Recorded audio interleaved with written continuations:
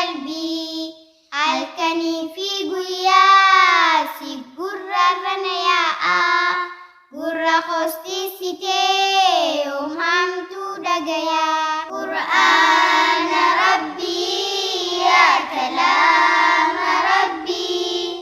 yaa nuura qalbii si malee maltuun nujiisa qalbii qur'aana rabbii yaa kalaama rabbii yaa nuura qalbii si malee maltuun nujiisa qalbii gammachuun guutee jirtoo daa'imummaa tanaafin si qara'uuf madrasaadhatti deemaa dadhabee kan hin jenne galgalaa fi ganamaa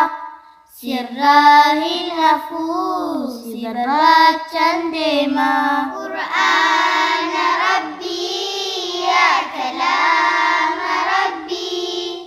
yaa nuura qalbii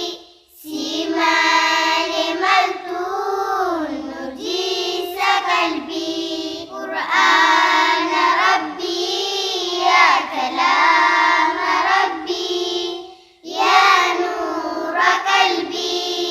si malee maltuun nujiisa qalbii namni si baratee isaa daa'imaa barruu dhahaa gubbaa jirtuu fakkeeffamaa daa'imni kakootii kan taatan muslimaa yeroo lafaa ka'aa fudhaa milkii ganamaa qur'aana rabbii yaa kalaama rabbii yaa nuura qalbii si malee maltuun nujiisa qalbii qur'aana rabbii yaa kalaama rabbii yaa nuura qalbii si malee maltuun nujiisa qalbii addunyaarra hanga jirru ifaada si godhannaa sirri keenya sumaa murteeffannaa boruus akhiraa fi dukkana qabriitti shariika nuuf tahii akkuma asitti qur'aana